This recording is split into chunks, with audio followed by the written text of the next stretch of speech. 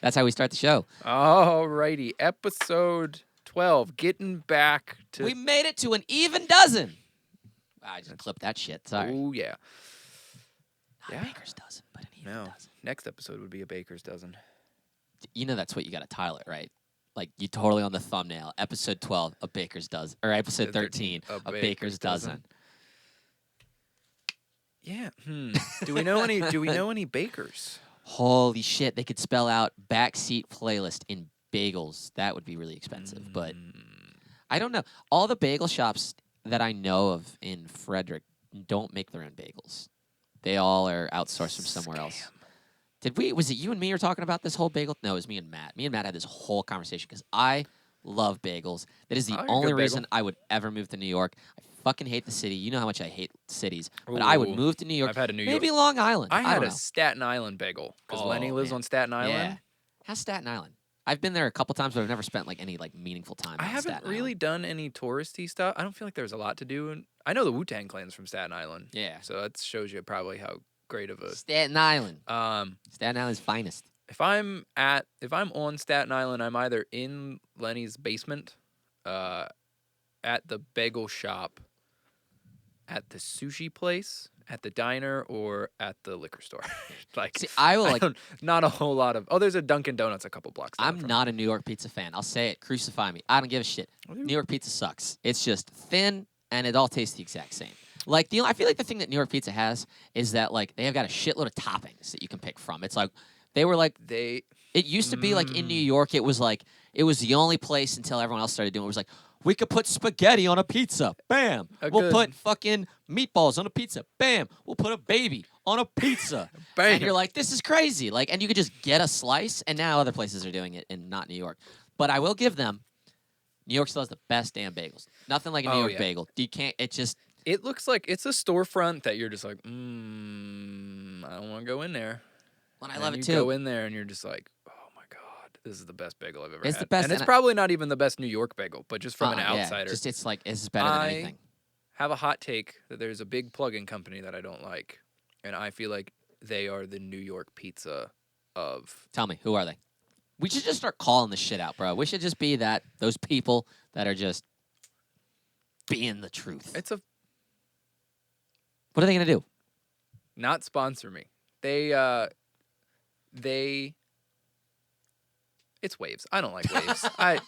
I like Waves when Waves makes plugins, but I feel like you don't like the gimmicky stuff that they do. I feel like as how you feel about New York pizza, where you're just like pizza's pizza, so it's good. Like audio plugins are good, and I'm not gonna not eat pizza when I'm in New York. Like fuck it, yeah, it's pizza. But yeah, I feel like sometimes it's just like Yeah, I've got like a mixed thing. It's like I want to hate some of their shit because it's an obvious cash grab. Like here's the next CLA plugin, or here's the next thing where it was like this didn't really take a lot of thought. But I will say that I do find that there are some times where I am grabbing some of those gimmicky-ass plugins, and I'm like, shit.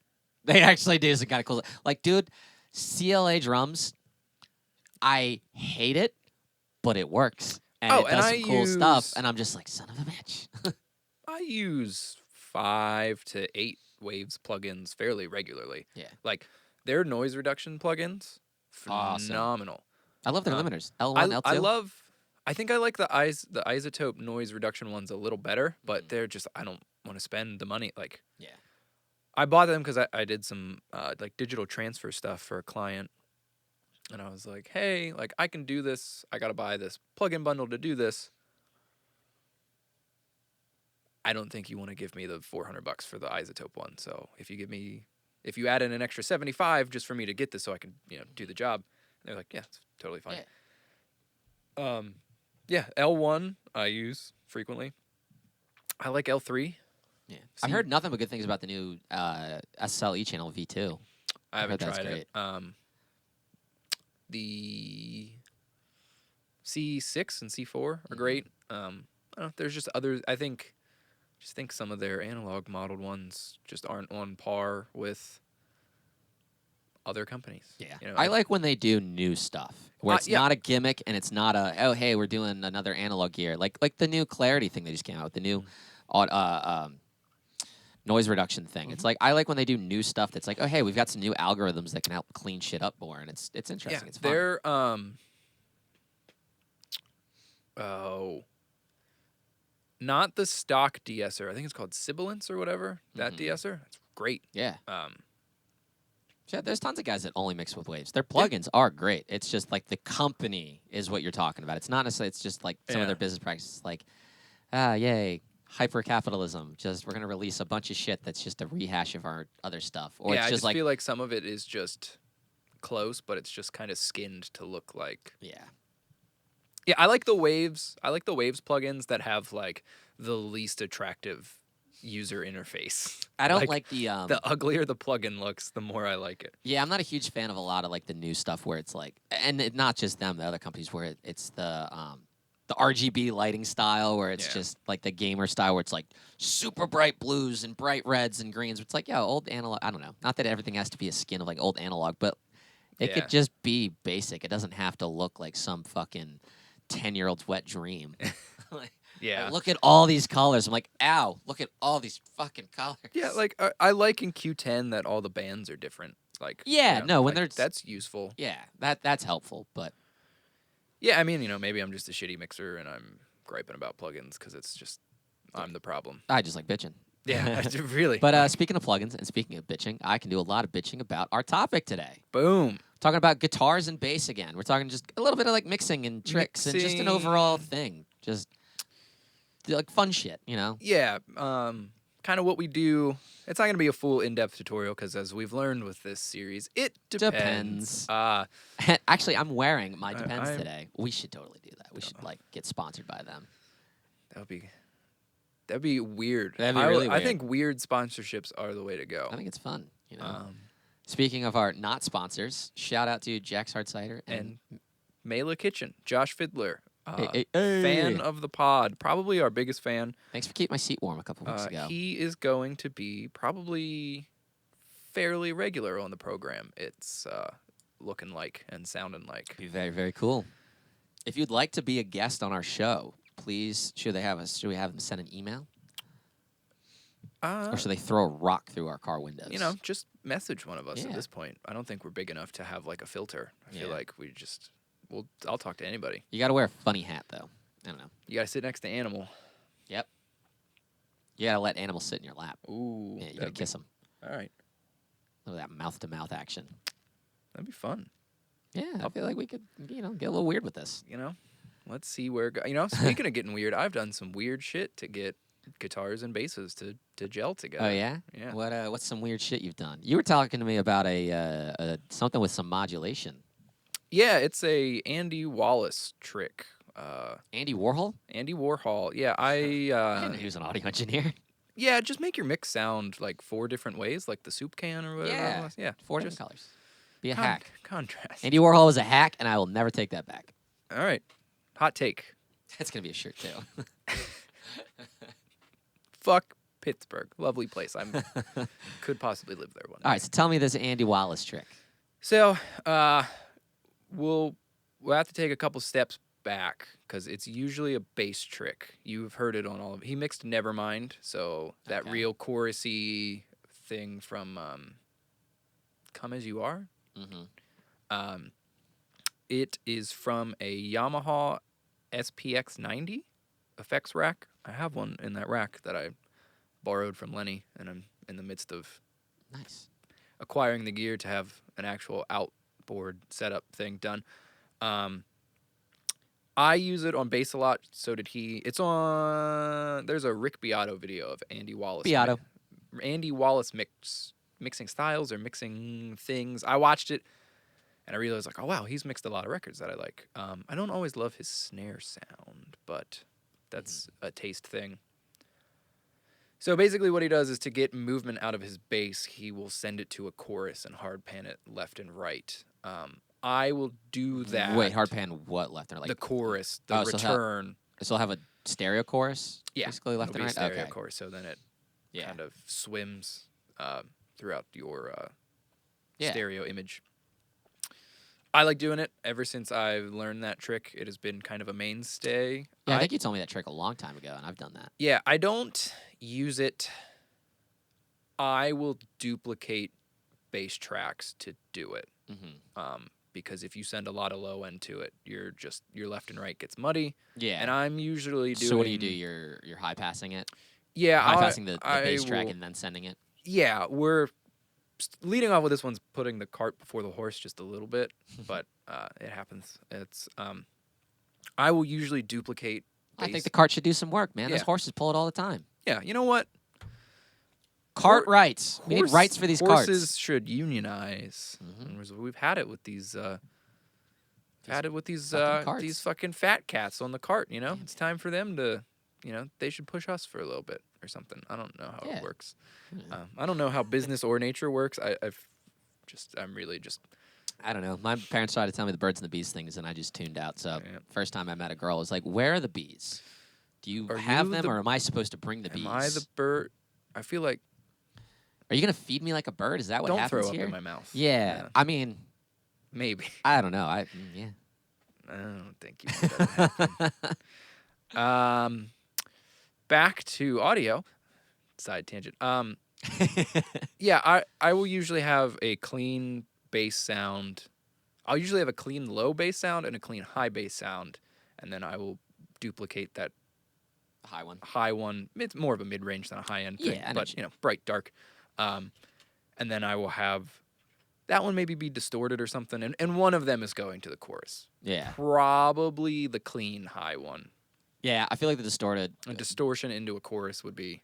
That won't be subtle. That would be very oh, that's a cool effect. But this is more of like a subtle thing to get the bass to do. Just give it some movement. Yeah. I really like tying in with that. I have found not necessarily in super dense, like fast music, but where you're trying to get the bass to gel with the drums and guitar, but adding a small room reverb to the bass. I will. It just adds a little bit more outside of that dry, like mono focus, and in that same context.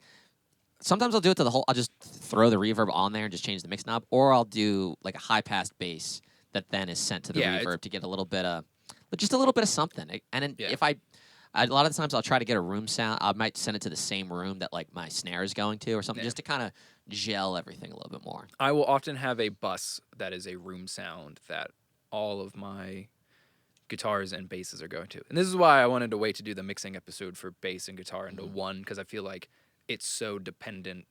Like they really need to be locked in together to make it work. Because I'll typically high pass my bass for the bright channel to like sit just below where the guitar ends. So,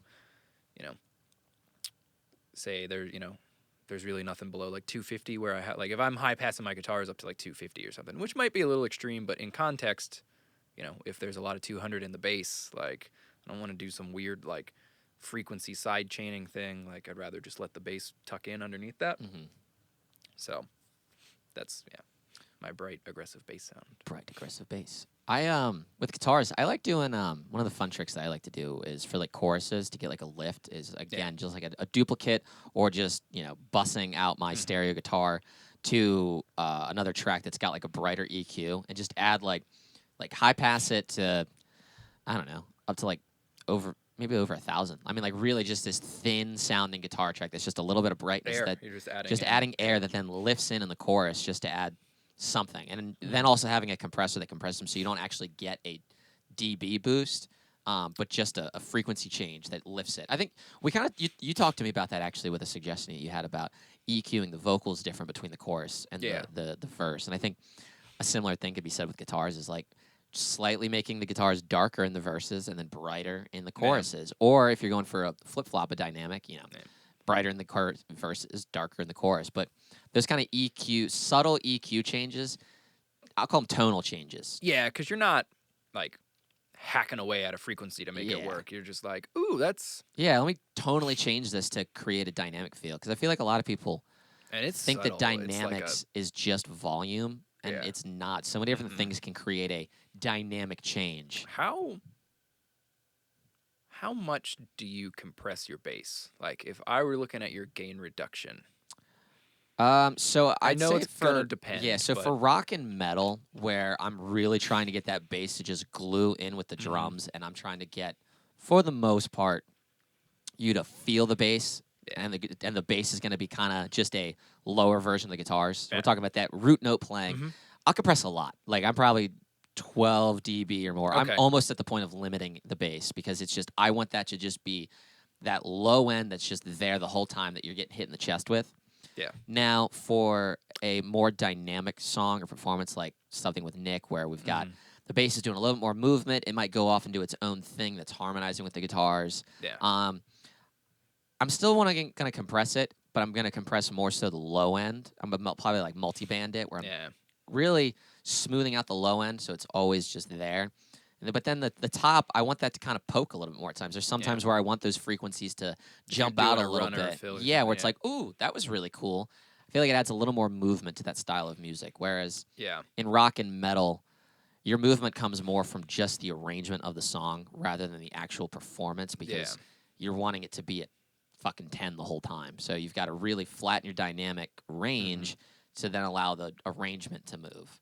I feel like I have not been compressing my basses enough. I feel like I've always struggled with it, and I just like I said in the last episode, like I feel like I've gotten my spark and drive back a little bit. Actually, a lot of it. I feel like I've listened to so much stuff recently. Not that I like don't know stuff. Like I feel like I can have intelligent audio conversations with almost anybody. But I've just like I put a real effort into like, all right, we got to break out of this like rut that I've been in, and obviously like COVID and shit didn't help with that. But yeah, I just like listening to like all these audio podcasts, and like the one guy was saying, he was just like, yeah, I'm hitting like 10 dB of gain reduction on my bass for like almost everything, and I was like, maybe I've just been scared of it. Like, yeah, I feel like because you can definitely overcompress a lot of things, but I feel like the bass is pretty forgiving. Yeah. I think the other thing too is more so than a lot of instruments, the bass really your compression really can change based on the performance. Yeah.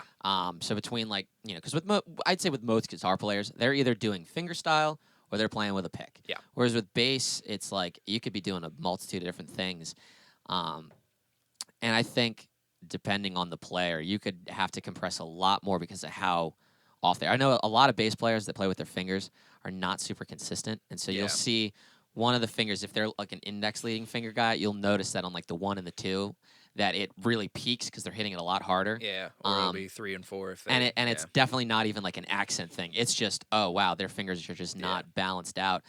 You'll definitely have to do a lot more. You'll have to compress it a lot more to really even it out and get it to sound smooth. Whereas someone that's more consistent, you can compress it just to get that tight sound, but you don't need to smash it to fix the dynamics.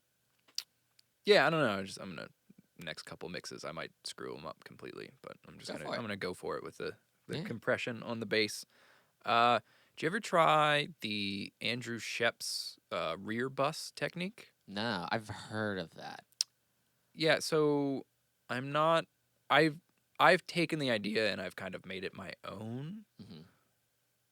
I think what he does is it's a parallel bus with no vocals and no drums, but all the other instruments, and it is like a ridiculous 1176, like a ridiculous amount of compression. Not like all buttons in, but like it is like. Do you know like time settings? Are they dependent on the song, or is it like a pretty consistent?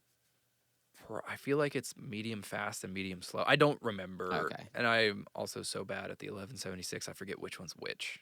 Is 7 fast and 1 is slow? I think 7's fast and 1 is slow. I think there are some models like plugins though that are flip flopped. If I remember it's correctly. a pain in the ass. Yeah. I hate it. Just write fast and slow. Yeah, I don't. Be cool like Kush Audio where they put the time things and then they'll also put like compressor styles with the timing. So there will be like FET, Opto, VCA according to the time limit. Yeah. And I'm like, thank you. Yeah, I like that. That's cool. Yeah, I gotta hop back on and get the Kush stuff. It's I awesome. miss that. They're just so vibey. Yeah, it's awesome. But yeah, so I'll usually put guitars and bass, and I'll compress them together. And that's usually everything. Like. And now, do you have that bus going the entire mix, or is that just like a riding the fader thing? I mean, it's automated throughout the mix, but it does add. It'll be one of those where like, if your drums are really slamming, but like you're just like your guitars and bass are working well together, but they can't. If you pull the drums back, it really doesn't work because it loses all of its impact, and you need that extra gear for your guitars and bass, but like you can't do it on the channel. Yeah. That just totally eliminates it. It's like I like a lot of that stuff. It's such a good enforcement track. Mm-hmm. And I'm doing it, it's a stereo return and a stereo compressor. Mm-hmm. You can do, some people recommend doing it multi-mono. Okay. So the left and right are different. Separate, yeah. Yeah. I feel like I'm at the point now where I can probably start getting into that, and it won't be as like wild and crazy. Yeah, you'll be able to actually dial in that left and right. Because I find we talked about this before. I think when we talked about guitars, but getting that left and right movement happening that's like subtle. You don't want these extreme like push pull things going on, but so much of depth is. I mean, because when you think about it, your stereo image literally is just left and right. The whole there is really truly no actual 3D thing going on. So creating that illusion is so important with your left and right. Yeah, so it's a good just thickener for everything, and you can push it up and then pull it back. Like, how much do you compress guitars, like electric guitars? I feel like not a lot. Not a lot. For cleaner stuff, maybe. But like heavy distorted stuff, I don't like. Maybe I'll throw a limiter on there for like volume or something, which I guess is compression. Yeah. But it's usually, if you look at like a distorted electric guitar's waveform, it's bricked anyway. Like. Yeah, I've never messed around with like super compressing my guitars, but I kind of want to experiment with it, just see what the fuck happens. I've heard, and I've tried it a couple times, and I always end up undoing it. Some people do like that Bob vocal compression thing, where the threshold is just buried, and everything is attack and release is set to as fast as possible. And I've tried it, and it does something, but it doesn't ever do what I want it to do. It just never works for what you've tried it on. Yeah. Yeah. I don't know. I feel like electric guitars are those one things where like I never felt the need to compress them.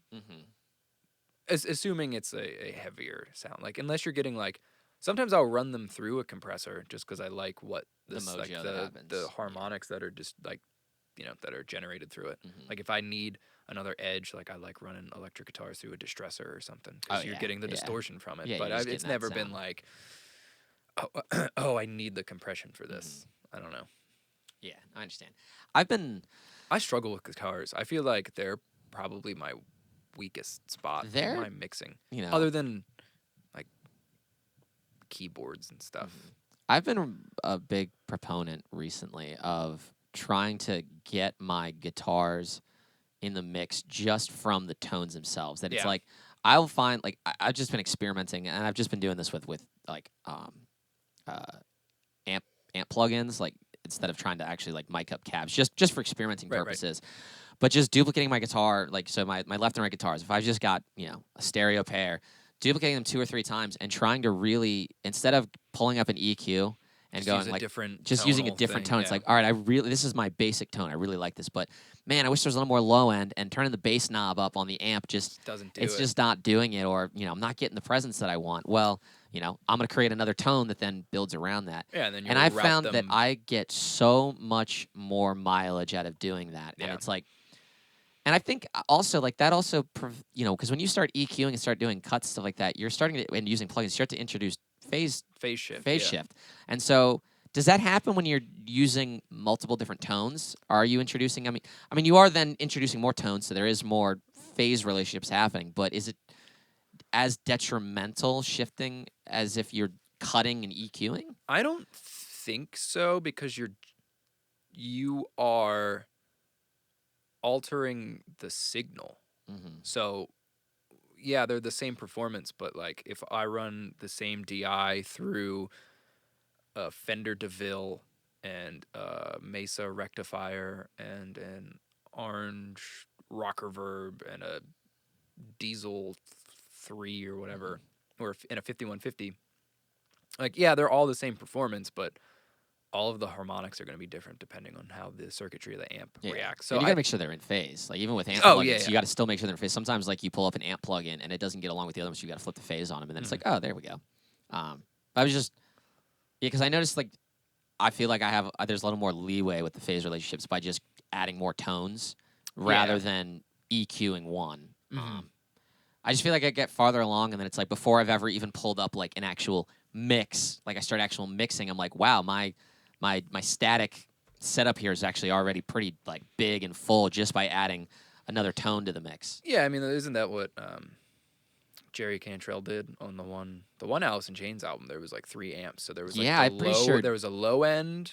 I'm pretty sure Dirt, like that's. I know the bass is like 4 different bass Yeah. amps. It's one performance, but it's 4 different bass amps. Same thing with the guitars. I mean, that's how they got that fucking sound. I mean, because Yeah. I'm trying to think of anybody that had a guitar tone like that prior to Dirt and those Alice in Chains records. I mean, there was stuff that was close, but I mean, that was like, it was huge. It was high gain, but it was also fat and it crunched. And it was like, clear. whoa. It was, Yeah. And I think you only get that by layering multiple amps. Yeah, I mean, there was a Nail the Mix for Meshuggah, and he was just like, we had 8 cabs. Yeah, and I he was remember just that like, one. I didn't care about phase at all. Yeah, Like, fucking. like, And I mean, I think that's so important because it's like, and you listen to that album and you're like, these are some of the biggest. Ooh, that was awesome. little power blip, eh? Still recording. But I All think right. that's so important. I think because so many times you hear, especially now, I think that this is where it gets really important about where you go from being a guy in your bedroom being a hobbyist to then being an actual engineer, is because it's like there's so many great tools and plugins now that it's like you don't have to know what the fuck you're doing. You can download, Get Good Drums, and you can program, if you know a basic drum beat, and you can download the Nolly amp. You've got an amp right there and a bass tone. You've got a pretty damn good. Most of these things have mix knobs on them for like Nolly's processing. Same thing with like all kinds of other programs. It's like I hear so much shit that guys put out these demos that it's like, damn, 15 years ago that would have been a final mix. That would have been a $10,000 or $15,000 album. Yeah, and it's like just with these, maybe to spend what, $200 on a couple plugins. But closer to 5, I guess. Yeah, but it's like now, and so it's like now it gets to the point where like you've really got to be able to separate yourself. And I think bands need to understand that it's kind of like, just bringing in your Mesa Boogie amp head. It's like, no, we should blend this with a couple other things to really create a unique tone that it's like, yeah, I mean, at the end of the day, a metal guitar tone is a metal guitar tone. The average person's not going to be like, wow, that tone I can hear. It's very different than this. But subconsciously, psychologically, it does change. And it's like, oh, that's pretty unique. And I think by blending these different sounds together, you're going to get a lot farther along than just being like, dialed in my 5150 and did my... Put everything at 6. Yeah, and then I pulled up my SSL channel and ducked a little 400, pulled a little 4K out, boosted a little 8K. There we go. It's like, well, that's on a million records. But if you take your 5150 and you're like, well, damn, I want a little more high presence, well, I'm going to throw in a Marshall, and then I'm going to throw in a angle fireball to add a little bit more craziness. Like, that's a cool tone right there. Yeah. I saw some hot comments from a mutual friend of ours on the Facebooks where they were talking about someone made the comment of like, I was told I needed to have a solid state Roland jazz chorus, and it sounded like shit. I love those amps. And I was like, yeah, I wanted to comment, and I didn't want to be that guy, and I wanted to comment like, well, you probably weren't using it for what it was like used for. Like it's meant for, it's like a pedal platform amp. Like it's meant to be clean. And what was this person intending? What was this person trying to I have use no it for? idea. Oh, you don't know? I was just, my guess from Yeah. the context of the conversation is they probably wanted it to be not what it was meant for. Like, because like Wes Borland, who's one of my favorite guitar players, used I'm pretty sure the jazz chorus was his like pedal platform amp. So he would have his dirty, metal, new metal guitar tone. But then when he was doing all the ambient stuff, it was coming through a jazz chorus. I love those, man. Those are great. Pretty sure for one of the Thrice albums, that's what Dustin Kensrue did. Where it's like there was, the wet signal path from his pedal board was going through jazz chorus, and then the dry path got distorted through another amp, and they blended them. I love the jazz chorus. I think they're great.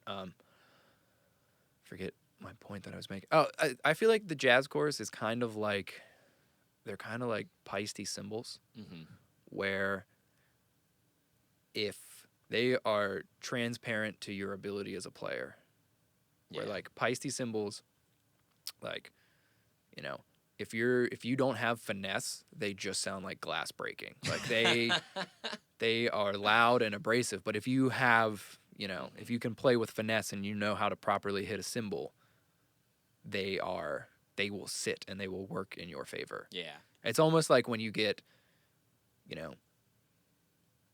if you're a really pitchy vocalist and, you put up like a C12, which is like, it's very nuanced and transparent. Like you can't hide behind that. Can't. Like there's no way to Yeah, it's not like a 7B. Like a 7B, I think is a very colored microphone. Yeah, that's why I where talk it's into like, it, 'cause yeah, it's like it really can fill out a voice. Yeah. Yeah. And even if it's not a perfect a perfect source tone like from a vocal, there's it doesn't really let a lot of the noticeable bad things in. It's a very good disguise mic. It's a great microphone. I love it. Yeah. So I talk into it. It's probably my favorite Shure mic. Definitely my most used, but not the most transparent microphone. Like, it's got a sound to it, and it's tailored, and it does its job very, very well. You got any other like cool tricks that you do on bass or guitar? I'm trying to think. Sometimes I'll throw, rhythmic delays and stuff. Mm-hmm. There's usually some effects in there to kind of like carry on a transition, but I don't know. I feel like a lot of my crazy processing is just in the moment stuff. Like, my bag of tricks for that is probably really deep, but it's not like I don't ever want to have to reach in that bag. You know what I mean? If that makes sense. Like, Kind of. so much of it just depends on, like, you know. I remember one time I recorded a guitar tone that I didn't like, and I put it through, I think, H delay, and I just turned the timing and the feedback to just like 1 millisecond, and I just filtered it out, and that was the guitar tone for like the whole song. That's cool. Because it just made it like, it put all this like mid-range in it that I didn't I feel like smartly record. there's not a lot of like I don't know. I don't hear a lot of experimentation. Maybe I'm just not listening to the right shit. I don't know. But like I feel like, when you go back and you look at like, like Dark Side of the Moon, all that shit was so experimental at the time. I mean, it still is. I mean, people don't really do shit like that still. Where it was like these guys were just like, fuck it, let's play it through a toaster. I mean, I don't think they did that, but there was all kinds of weird delays and all kinds of weird modulation and time-based stuff that made that record what it was. And I feel like, I don't know. I feel like a lot of that is dependent on the band and what kind of music they're bringing in. But I still feel like we're at a point in time right now where everyone is trying to chase the status quo. Yeah. Instead of really trying to just be like, all right, what does your band sound like? What the fuck can we do to make you guys, even more unique? Because I feel like most good artists, I'm not even talking about like skill level of the ability to play the instrument, but just, actual artists that are coming in, like they have something to say, they have a piece of music that's like, yeah, I really got something here. I feel like a lot of them, you got to help find what could make them even more unique. Like take whatever is unique about them and really emphasize that, whether that's through a weird ass guitar tone or maybe the guitar player does something really bizarre with the way he picks. And, I find myself Just emphasizing the character of it. we kind of talked this before the show about like how so much stuff is like over edited. And I feel like a lot of the things that are really cool in a lot of old records wouldn't have happened if they were done the way a lot of modern stuff is, where it's like, oh, it has to be perfect. It has to have this sound. It has to have this EQ. It's like all vocals in modern production have to be super bright, Yeah. All vocals have to be super bright. The bass has to be super thick and punchy. And it's like in all genres of music. I don't know any genre of music where that's not the case anymore. And it's like, what if you take this band and you listen to them live and you're like, man, the kick drum's not really being played a lot. Like, I'm not going to make it super thick. Maybe just don't have it super low. And the same thing with like the guitars. It's like, man, this guitar player is really messy and has lots of like noise in his playing. But every time you see them play live, you're like, well, that's kind of their vibe. And if it actually lends itself to the song in a way, like, well, this really wouldn't sound the same without all that noise in there. Leave it in there. Yeah. Do you think that comes from? And this was a point made in the live sound, the Pooch and Raybold podcast I've been listening to, where they're just like, because they're older, they're they're in their late 40s or 50s.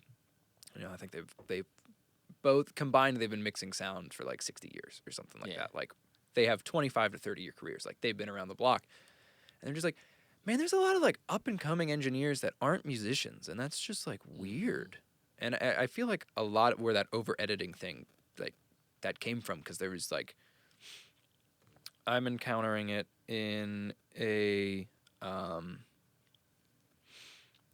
there's so much IT and live sound now, where like everything is like networked together, and it's just like I'm having some problems where it's just like, I've told like IT departments, like, I know that there are open Cat 5 ports in this node Mhm.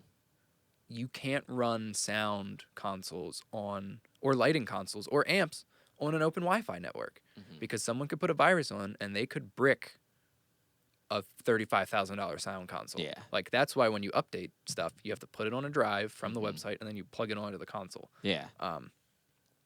And I feel like I don't know, it's just like there's so many. I like to talk about microphone like specifics, and it's just like there's some weird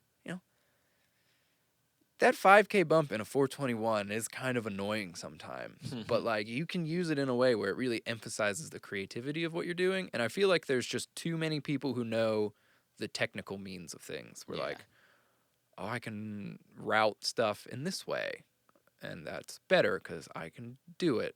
And it's just like, yeah, but it doesn't translate well. Like, Mhm. yeah, I I can still edit I everything to every little bar. Side note, why I hate Pro Tools. My grid does not line up with the metronome. What? Yeah. I feel like I remember that happening to me one time, and there's a setting to change. But yeah, that's awful. It doesn't line up with the grid. No. And not that I'm like, the grid's important. It's nice Like, visually. It doesn't like have to. Yeah. if I'm in the middle of recording an album right now, I need an 8-bar count in when I Mhm. start doing drum takes. And if I'm dropping a marker on the zoom out and it's like, this Yeah. is the one, and then it's on the fucking dotted eighth of Yeah. one. It's just more visually pleasing and easier to Yeah. organize when it like it doesn't have to like be perfectly each note doesn't have to be on the grid, but your actual clips, like if they're like, okay, it starts on one or it starts on the measure Yeah. or then you can have your markers. So your markers aren't just in Yeah. between like beat values. It's Yeah. But I think there's just a lot of people who are really efficient at running a computer Mhm. and they can just be like, I can, attach everything to a grid for this 8-minute song in fucking 8 minutes. Yeah. Like, voila. And it's like, yeah, but now it doesn't feel like. Oh yeah, dude. I mean, even editing shit like to be perfectly in time. Sometimes all of a sudden you're like, this doesn't sound right anymore. It's Yeah. like, okay, I can see that it's in time, but now it just feels weird because you've gotten rid of like, well, part of what made that chorus great is because the band pushed it a little bit faster than the click. They were just Yeah. slightly ahead of it, or this part grooved really hard because they were leaning back on the click. Not even intentionally. Most bands don't think, oh, hey, let's play ahead of the click here and behind. It just happens naturally. Yeah. The push and And pull thing. I think playing to a click is fucking awesome. It keeps everyone together. It gives Yeah. everyone it gives everybody a dedicated tempo keeping source that no one can It's a blame anybody reference. to Yeah. reference and be like, well, we can't say, oh, well, you sped up here, slow down here. It's like, no, well, the click doesn't lie. Yeah. But then you can play around it. Like I noticed that when we play live, we play a little ahead of the click, and I think it makes it sound a little cool live because then it's not the exact kind same of thing as rush, the and album. it It's gives like, it the- oh, yeah. there's some urgency to it. That's kind of fun. Yeah. And I think the same thing can be done in the studio where it's like, then you don't have like if that's the way they did it, and if the band's all together, fucking leave it alone. Yeah. If Bobby bassist is like, a quarter note ahead of everyone, well then yeah, you maybe want to just pull that in a little bit, or have them redo it. But if the whole band is together, it doesn't matter where they are on the click. I think it's it sounds more natural that way. I think it sounds bigger. I think the more editing you do, the smaller your sound starts to get. It's like, yeah, it gets tighter, but then the whole Yeah. image just gets smaller, especially with guitars. Like really, really, really with guitars. Bass, you can kind of get away with a little bit more. But Yeah. guitars just start to seem like they get smaller because I think it's that kind of when you're editing your left and right guitars, the closer they get to each other, the less stereo Yeah, it spread gets a you get. little It doesn't. more- It yeah. doesn't. You can't. I don't know if I've ever edited a guitar to the point where all of a sudden I've created a mono thing because it's always going to be slightly different. But Yeah. the more you do it, the more your stereo width seems to start to shift because then there's going to be more things that are in common. Yeah, and I heard that there's a mixing exercise where someone's like, just put the same compressor on everything, Mm-hmm. like with the same like ratio. Like they're just like, take your CLA 76 or whatever and put it at 4:1, and structure your gain so your mix isn't really altered by it being on there. Mm-hmm. And they're like, and then just start playing with the attack and release times, and like you can, a lot of feel can come from like, ducking the initial hit of the bass when the kick drum hits, and then Mm-hmm. it fills that out. Yeah. You can I'm not good at it, but you can watch people. I think it's a big Jack Joseph Puig thing, and the guy who designs all the stuff for Kush Audio is just like, you can really shape the feel of the song by dynamics processing, which makes sense because there's time relations. Yeah.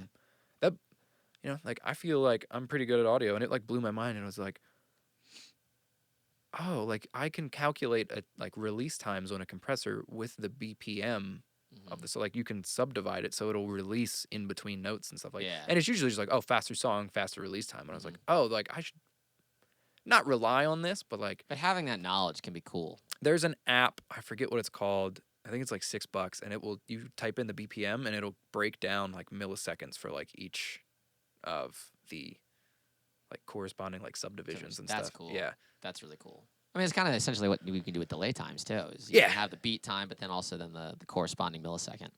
Yeah, I'm gonna embrace 2022. Is that what we're in? 22. Yeah. That's gonna be the year of me embracing dynamics, where I'm gonna go dynamics processing first. Like Yeah. that's gonna be my goal this year. I generally find that I do dynamics first because it's like I feel like I get everything controlled. I get all my frequencies Yeah. controlled and smoothed out, and then I can boost or cut where I want to. I probably generally do cuts first, Oh, and yeah. then I'll do boosting after first. So I do, subtractive EQ, dynamics, additive EQ. But I don't know. I just want to get to that efficient point where I'm like, I don't need to put 6 bands of EQ on this to change what I don't like. I can just put a compressor on it, and if I Yeah. dial in the right attack and release time, it'll duck that out while something else is playing. Yeah, exactly. I don't know why. Yeah, you should challenge yourself to do like an entire mix with no EQ, just dynamic processing. Could be fun. I told you I want to do that mix where I automate everything first before I even.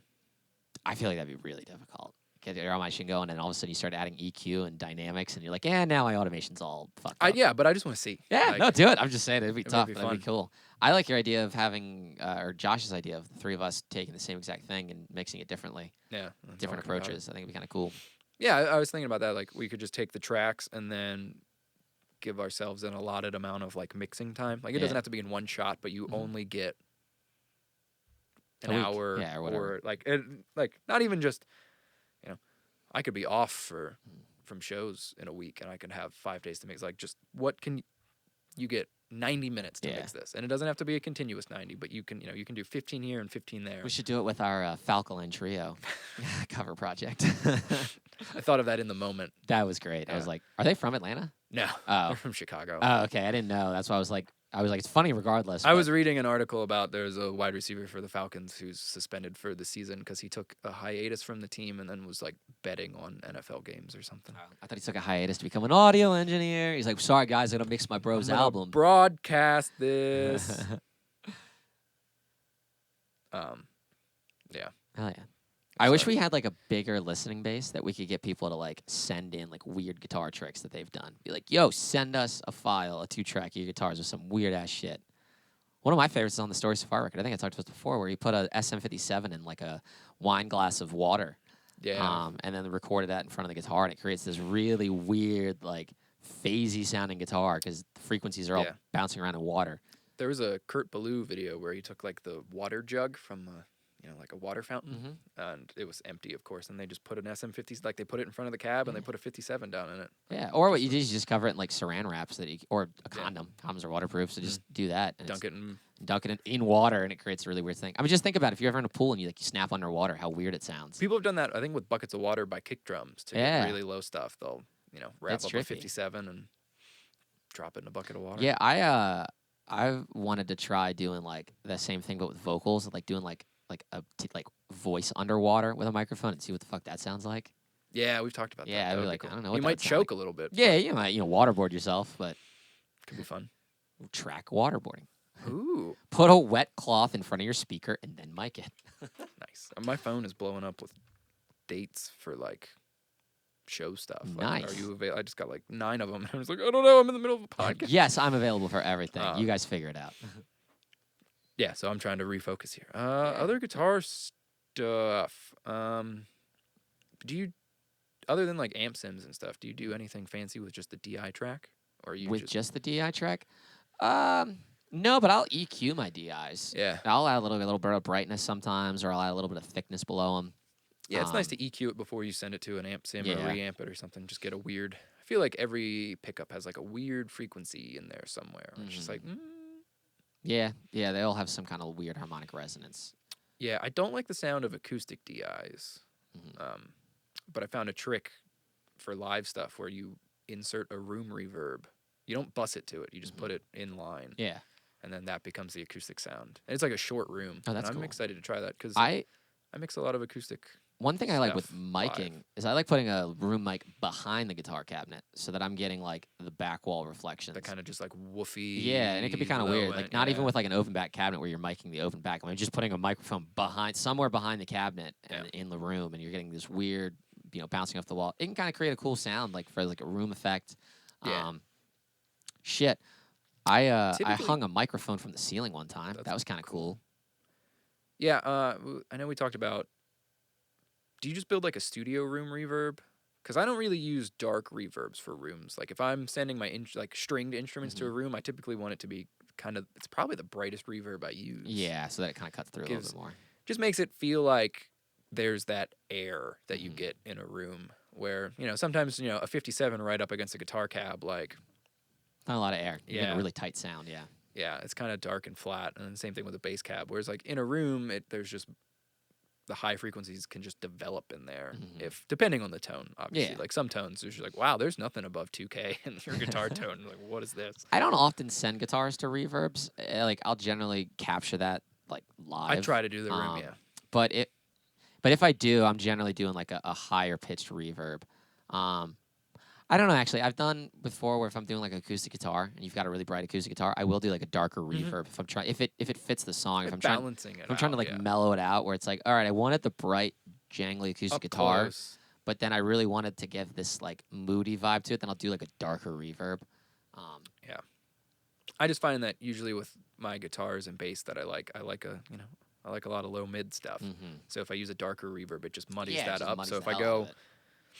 not even an extremely like high pass reverb, but like a bright room sound, because I'm not going to send it to a plate or anything. Yeah. Like that's way too apparent and way too smeary. I just found I've talked to you before. I'm like, I fucking hate reverbs. I love them, but it's just there's so many to choose from, and I've never found one that I'm just like, this is the one. I found one last night. It's in the Slate Digital Verb Swoop Classics. I think it's the Bricasti BM7. It's the large red room. Bricastis. I love it. I've heard good. I was trying to dial in a drum reverb for like a room. I had to create a fake room for this track that I was messing with because I didn't have a room track. And I was like, oh my God, this is the sound. Finally, I found it. I'm really excited. Have never been able to decide on a reverb for like drums. And it's like everything that I've ever heard is like, you should have a couple go-to reverbs so that you don't waste time searching through what I did last night. Yeah. Hundreds of reverbs because it's endless. Yeah. So trying to find like a good 5 or 6 ones that are like all different enough that like, oh, hey, I need this for big boomy drums. Hey, I want this for like a close-up sound. So I finally found like my main drum reverb. It's the large red room. I'm really excited. Nice. Oh, it's yeah, like Christmas. I'm like, oh, this is the sound. Because usually I'm just getting bass DIs, so I usually have to do an amp sim, and for the most part, just the stock UAD Ampeg. Oh yeah, dude, that thing is great. Like I know they have more in-depth ones of the SVT, but like that one. I love a roomy bass sound with those I Ampegs. can manipulate this to anything that I need. Like if I need it to be a little more jangly, I can put like some overdrive or something before it or after. Like most of the time, because I don't have a bass cab or anything to like reamp through as much as I would like. I just don't have the room for it. Like I don't have a lot of gear, but I'm running out of space in the room that I have, and I don't want to acquire more gear. I really want to try your Panama cab sometime. I remember them sounding really good, and I really want to. I gotta fix it. Oh, it's broken. Yeah, there's a crack above the speaker. Oh, yeah. They are I remember seeing that. built in Panama, used with wood from Panama. And they do not travel well. Yeah, with just the humidity, it just they don't. I think you have to like dry. Well, I forget the process of it. Like you have to dry the wood out so it won't do that, and that's how they made them so cheaply and quickly. Yeah, they didn't do They that. skipped that step. That sucks. Yeah. Yeah, I remember when those came out, or around the time they kind of got some buzz, and I remember a couple of people in our circle were like, "These fucking cabs are great," and they are good. They are. Yeah. Good. I just need to get some like. I remember when PC got those PV cabs from making music that had like the vintage 30s. Those are crazy, dude. Those were great. You know, I mean, he was always just like, "This is the greatest thing," whatever he was buying. But like, those were legitimately awesome cabs. Those PV 2x12s. Yeah, I remember I feel like the ohmage with those was weird. Yeah, I don't know. I feel never like they plugged them in. I just yeah. remember hearing them dialed up, and I was like, "Damn, those were ripping." can't knock PV. Cannot knock PV, man. It's never like You're gonna get a PV tattoo. we should brand ourselves. You think Did PV that would fit on my sponsor fingers? us? PEAV. Is there a E after the V? Yes. Wait. Damn it. PEAVE. Yeah. There isn't E. Damn it. I was gonna say just get PV tattooed on my fingers. My mom would love that. She'd be like, "What the hell?" Why'd you do that? Come on, Mom. It could just be PEAVE and then Y on the next one. Be like, peeve? What was peeve? Like, no, PV. You could go PEA on one and VEY on the other. That would work.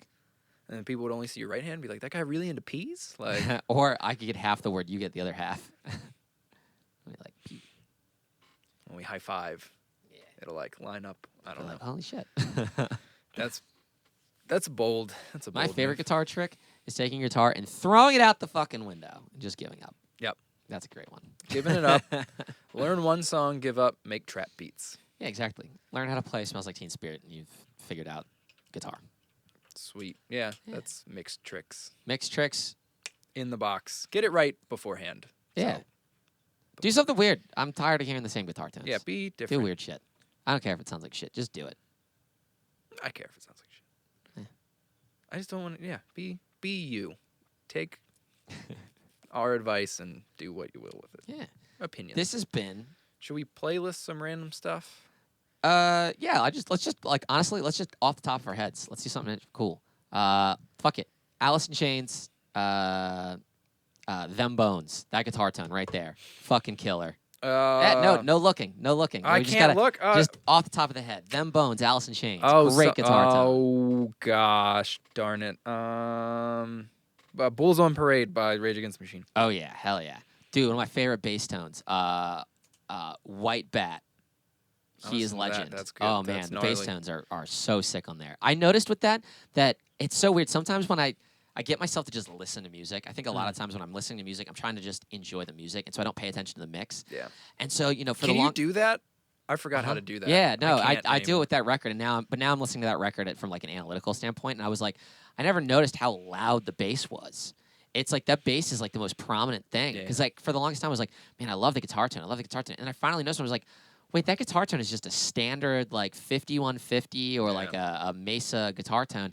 What it is, it's the bass tone. The bass is what's creating all the character, and then the guitars are supplementing it. So fucking awesome, All awesome right. bass tone.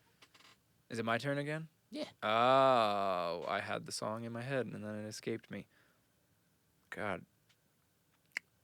You know what? I'm gonna say "Purple Rain" by Prince because we talked about chorus. God, so, I love Prince. yeah, Such "Purple great Rain." tones. Unchained, Van Halen. Nice. Awesome Oh, that's guitar my tone. favorite. That might be my favorite Van Halen song. That's great. No, "Ain't Talking About Love" is my favorite Van Halen yeah. song. I'm not gonna pick it. I'll put it on the playlist, but that's not gonna be my pick. Oh, jeez. Oh, I'm not good at this. Let's go.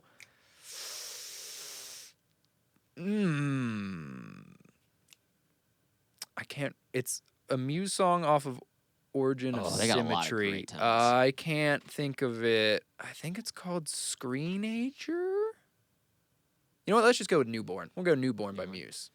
Oh, all right, back to me. Jeez.